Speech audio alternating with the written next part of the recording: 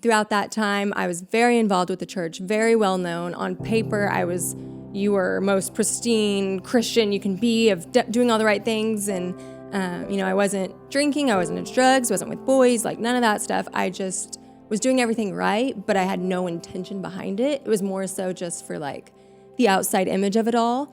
And after doing that for years and years and years, I thought I was a Christian. I believed in God, but didn't really care about anything he did. And so that was just the norm for me for a very long time.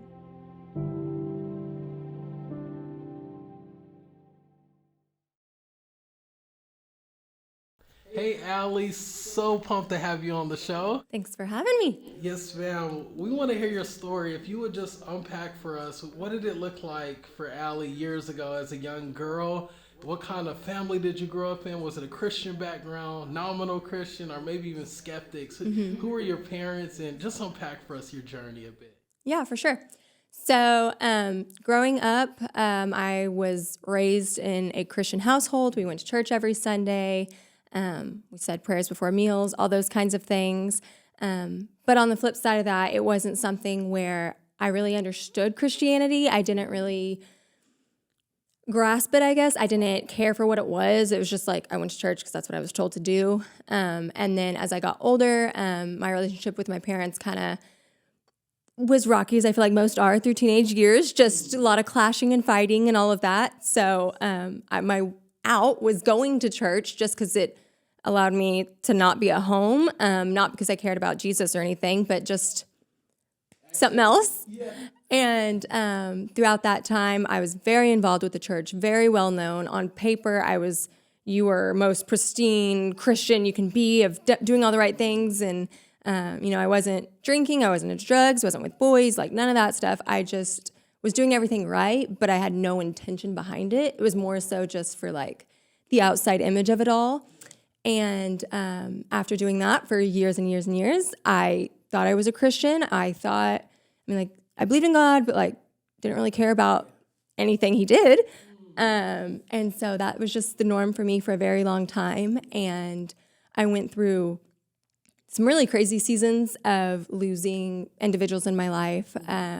In high school, a friend had died in a car accident. The next year, a friend was shot. The next year, I had a friend in a fire. Just really crazy events. I had an aunt who took her life, and her daughter did a year or two later overdosed, and just a bunch of hurts that were very just awful. And throughout all of that, I was very mad at God and, mad at my parents, mad at the world, really. And I dated a guy in college who was a phenomenal Christian, and one time we had fought about something, and I apologized, and he was like, "Oh, it's fine. I forgive you." And I was like, "How did you do that? How did you just forgive me so fast? Why don't you hold a grudge?" And he was like, "That's how God's grace works." And I was like, okay. And I was actually in the process at that time of reading my Bible cover to cover for the first time. And so the next day I just opened up to where I was, nothing specific. And the chapter I was on, Hosea 13, was titled "The Lord's Anger." And I was like, it's probably just a silly coincidence. It's nothing. And I started reading it, and I was like, okay, God is talking to me. Still trying to ignore it, push it to the side. And then Hosea 14 was subtitled something along the lines of how the Lord heals those who repent of that anger. And so I started bawling, and I was like, oh my gosh. And I realized my whole life I had given, 90% of myself to God, but there was that 10% that I was like, stay away, this is mine. I want you to have no control over this.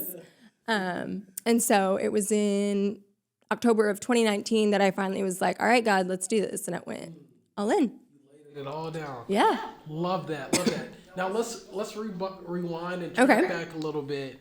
So you grew up and your parents were Christian. Yes, were sir. they fully devoted Christians or nominal Christians, they somewhat in, somewhat out? Or were they an example for you, but you just sort of drifted away?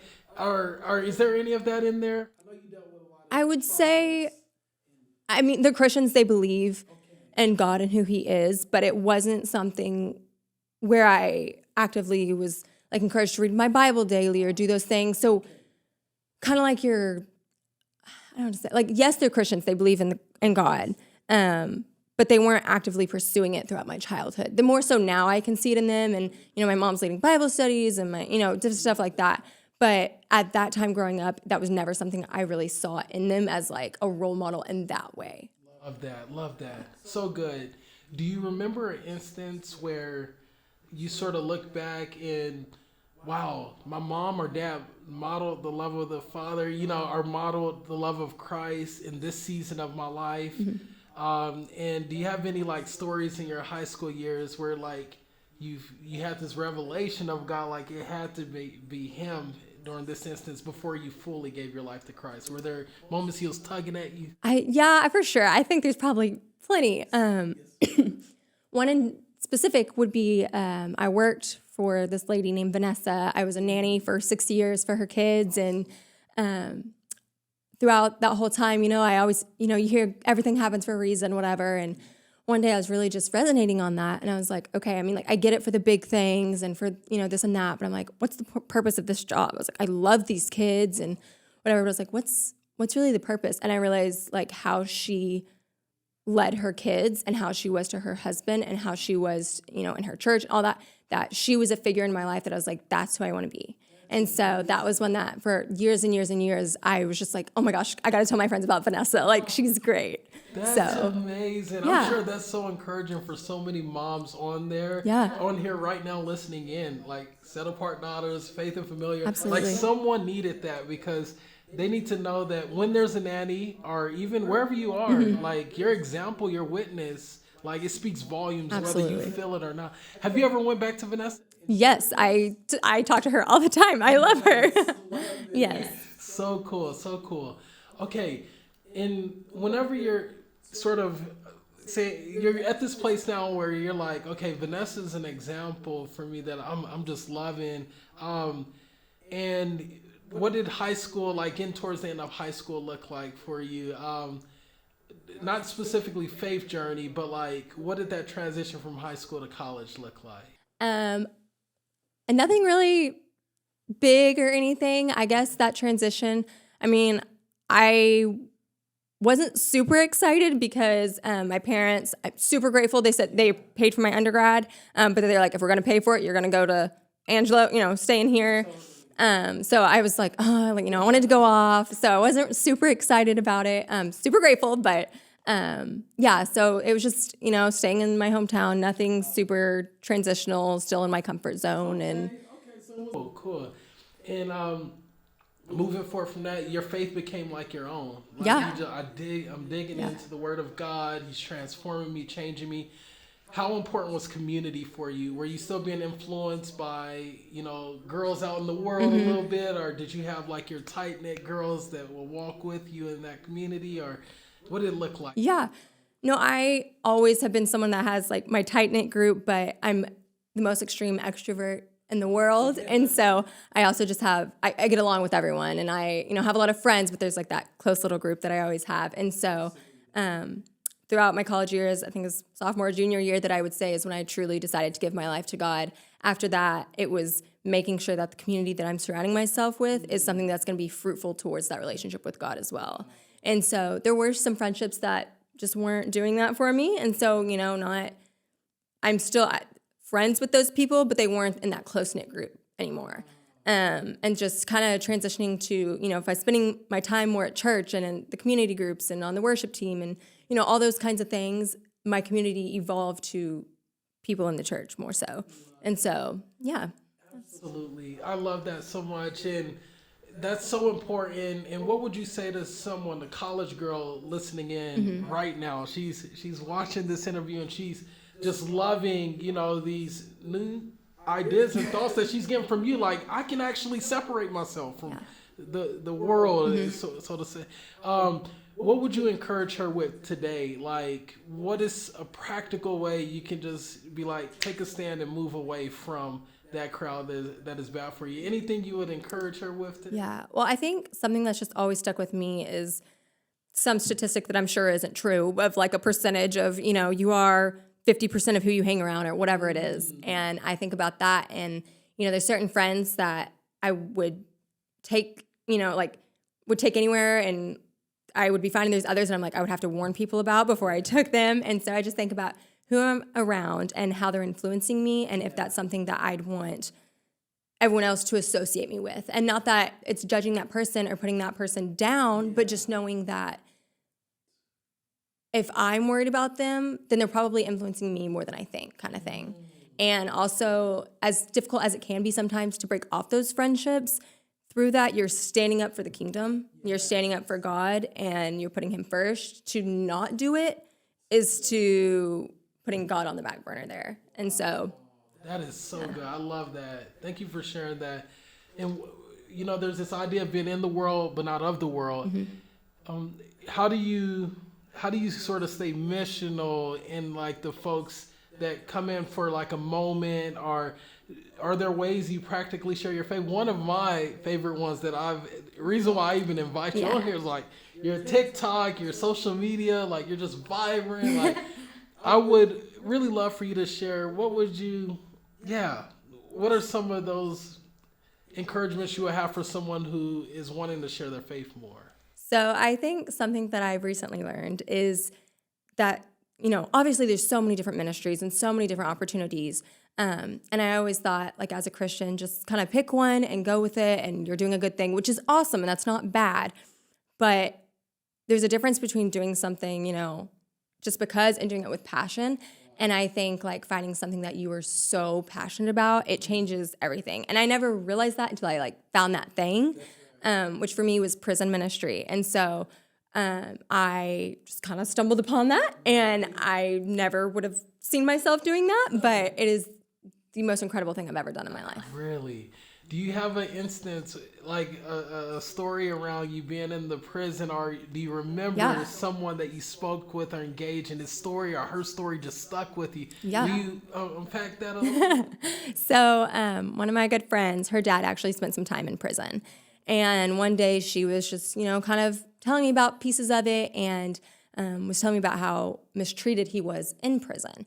And I was raised, white picket fence home, very sheltered, all those kinds of things. And so I didn't really see that side of the world, I guess. And, in my mind, we were raised, criminals bad, cops good, that is that. And I absolutely support cops and, I'm for that. But I also think there's corruption in that, just as there is in doctors or physical therapists or in churches or anything. You're going to find corruption. There's going to be, And so I just never realized that there could be bad in that. And there was some guards who had done some terrible things, not excusing him for the crimes he did or any of the inmates. But I also believe that as humans, they deserve the decency and respect of a human being same as me and you. And so it just really struck something in me that I was like, wait a second, what? I didn't realize that, inmates were treated like this, or, what? And so I started doing research, and I found, a lot of prisons in most other countries are rehab facilities, and they do different things to promote them and get them ready. So when they are released, they're ready to go get a job, or they're ready to go do this, versus the American system, to my understanding, which is still very little. It's, you lock someone up and then you release them and think that they're going to be able to fend for themselves after. Yeah, and they've been out for years, possibly, and they don't know how the world works anymore. And so to get back into it is so hard. So then they turn back to the drugs and the alcohol and all those things that got them right back to where they were in prison. And so, I started writing letters to inmates on death row a couple years ago, and just reaching out and telling them, I'd love to tell you about the gospel. I'd love to talk to you about Jesus. I think you're just as deserving of hearing God's word as me or John Smith next door, and I've started in December of 2020, and since then I've written, I don't even know, 170 something, I think, but out of that, only probably half of them have responded, and then out of that, consistently writing back and forth is maybe 10 or 15. A lot of those that responded, but then it didn't continue, were things of them saying, hey, I'm not interested in Jesus, but, I'd love a relationship, or I'd love this, or let's talk about that, or, things that weren't going to be glorifying to God. And so with those, I told them, that is not my intention here. I am not don't want to talk about that. I was like, I would love, to talk about Jesus. And if at any point in time in your journey, if you have questions or if you want to talk about it, feel free to reach out. They have my P.O. box. And I was like, you can reach back out. But until then, like, I will not be responding to 100%. What you have right now. You gotta unpack for us, like, what were some of the things, and not too explicit or anything, but what were some of the things realistically were some of the inmates crying back out about? Was it specifically, things of like sexual nature, or was it more like, hey, this is what I'm struggling with. I've tried the Jesus thing. Did you get some of that? Yeah, no, and those are some of my favorite ones. There's a couple. So in Texas, there's a faith-based program. I'm not entirely sure what the name is, but that goes into each of the prisons. It's not Kairos. It's a separate one, and it's offered, and it's never been offered on death row until I think it was like last year sometime it got implemented. And they had to like apply to be on it. And then out of those, I think there was 28 picked that got to be in the special section and have, teachings and all that. And in that, there was one who is not even Christian. He's Muslim, but they get better food apparently, so he applied, which I don't blame him. But he's one of my favorite ones to write because he has told me about like all these things that like, this is what I've believed my whole life, but they were preaching this, and I don't understand how like this can line up, how like my belief can line up, because if Jesus did this, and like having those questions and having those things sparked in him is so cool to watch, and just get to, not ever correcting them or telling them, oh yeah, like your Muslim beliefs are wrong or this, but like being like, yeah, like that's, that's interesting because to my belief, like my knowledge, the Bible says this and this. So yeah, I don't see how that could line up of, whatever that may be. So asking questions, sparking conversation. And I love about you even listening, like just taking a moment just to hear them out. That's super exciting.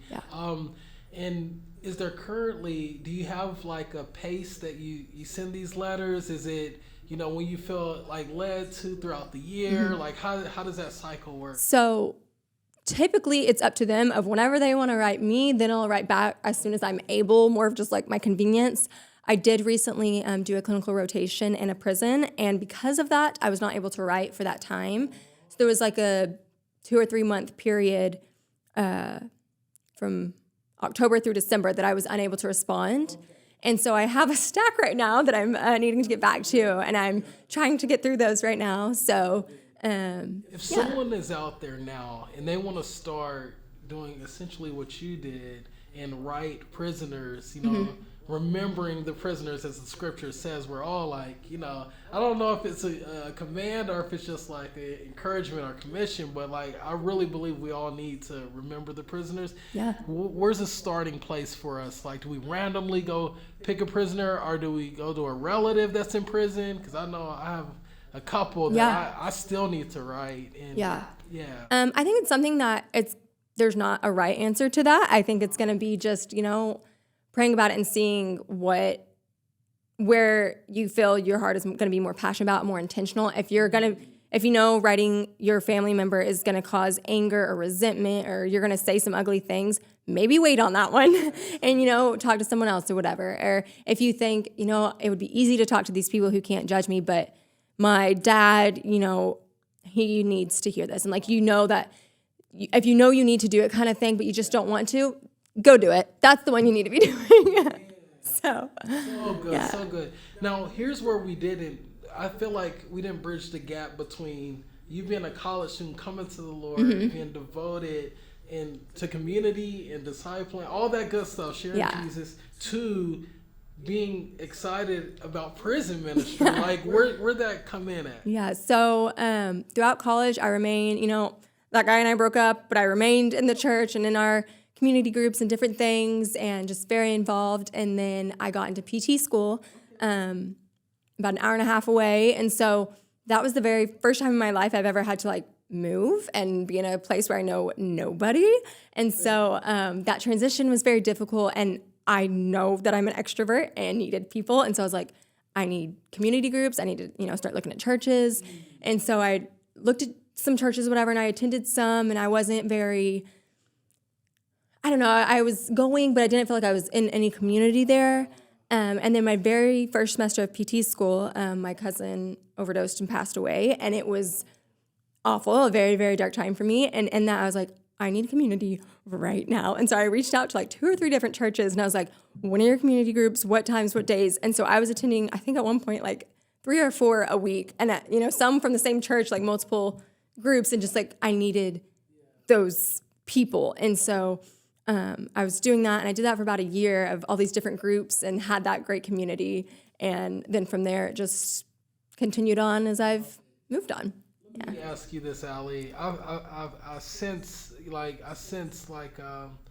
one, your heart, the desperation for you to go from this what do you say, like this dark moment, and the speed to which you wanted, the desperation to which you wanted community is just like, I felt that.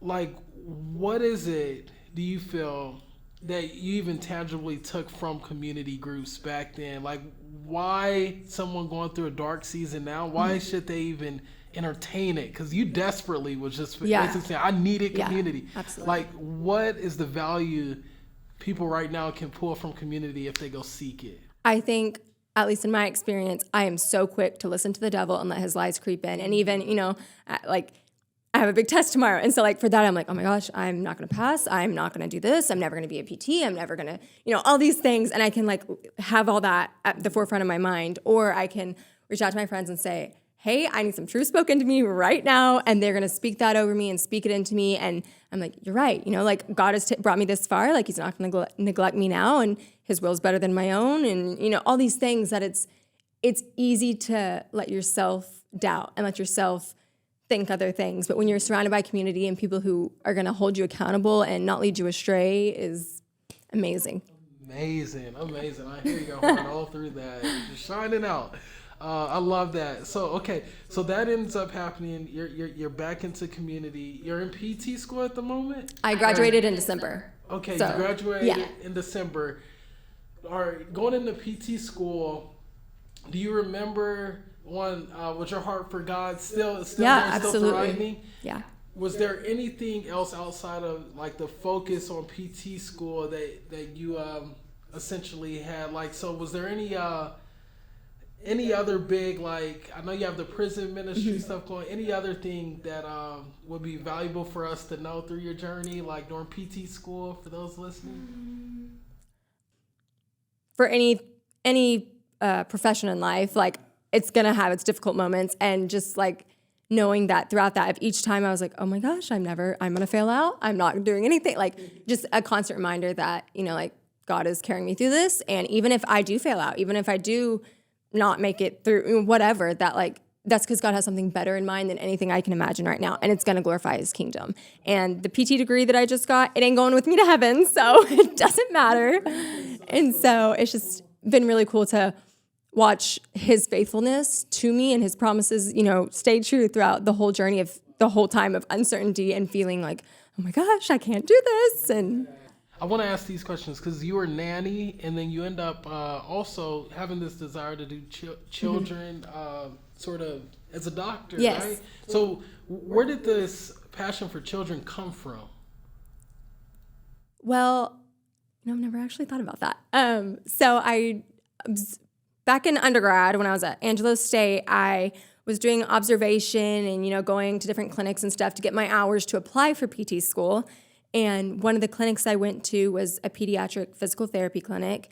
And I was in there and there was a child who, had a bad home life of, parents on drugs and stuff that caused some of the disabilities that she was born with and different things. And so when she would get to PT, she saw her physical therapist and she ran up to her and hugged her and was so excited to see her. And like, I realized that's the light of her week is this 1 or 2 hour appointment is getting to come to PT and see this person and work and better herself, physically, but also, this PT is being able to pour into her as a 3-year-old little girl. And so I was like, that's what I want to be. So, yeah. That's so cool. I love that.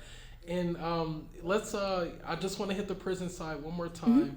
In the forthcoming years, do you see yourself only writing prisoners on death row in the state of Texas, or did you go beyond that? So it's actually, so from my TikTok when I had posted it and it got a lot of views and stuff. I had a lot of people that reached out and was like, hey, can you write my uncle so-and-so or my aunt, whatever. And so I had so many, and I wrote anyone that they asked me to write, I wrote. Some responded, some didn't. So I have some that I've talked to that are from outside of Death Row.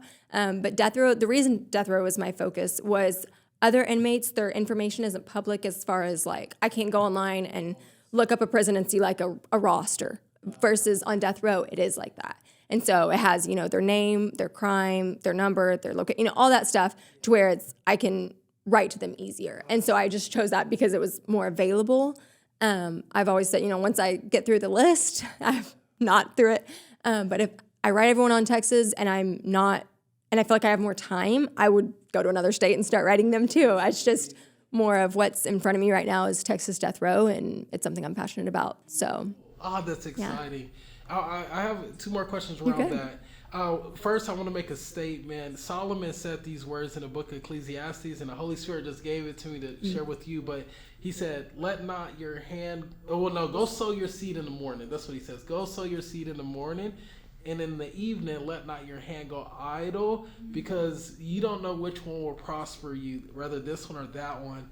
I could definitely see the Lord doing something special through your ministry, but also, your ministry within the context of being a doctor as well. Because imagine you later writing books around like the responses of some of these prisoners and helping empower people all across the world to not forget the prisoners. Absolutely. I could definitely see you being a voice that empowers like the church around this. So you keep that passion, and it's something about the way you light up and how exuberant you get, passionate you get when you're talking about this. So you keep both sides going. Like, I believe God will, you never know which one. Yeah.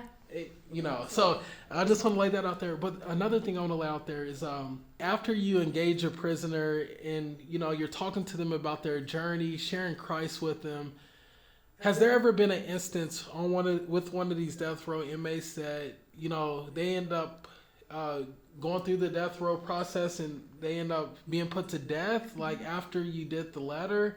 And yes. How did you process that? So that was something I was dreading for a long time because I think the average in Texas on death row is, I think it's like 19 years or something. It's a very long process. They get a bunch of stays and different things that prolongs their time there. And, or, if they can be deemed medically or mentally unstable or whatever, then you can't be executed in the state of Texas. And so there's, these loopholes and different things.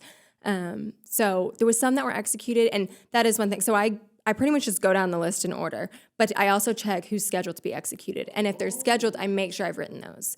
And sometimes they can be scheduled and then it gets changed or whatever. But I would always try and write those. And most of them, like I said, most that I wrote never responded, like didn't even, nothing.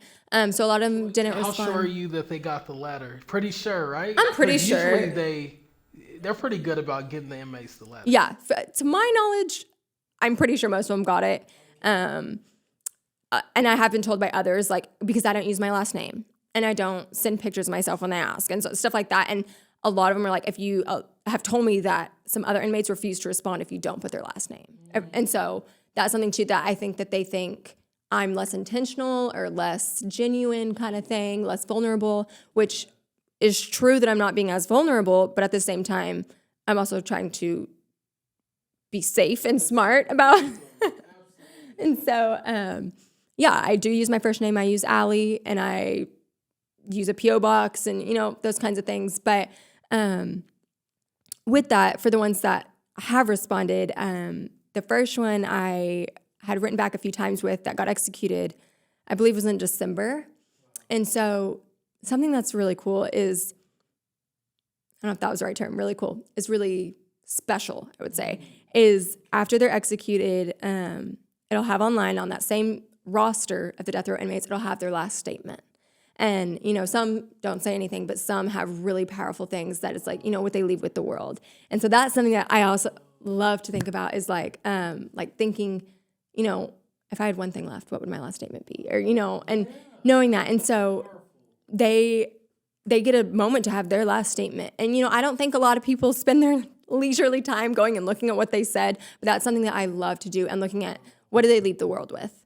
And so that one who was executed, his wasn't one that I believe was super like spoke to me kind of thing. And there was one recently executed that I also wrote a couple times.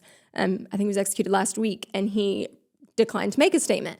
But I actually have a list at home where I wrote down every single like pieces of last statements that were absolutely like mind blowing to me. And like little pieces that I can remember are things like one started his thing and said, you know, like, I'm going to miss those old time black and white shows.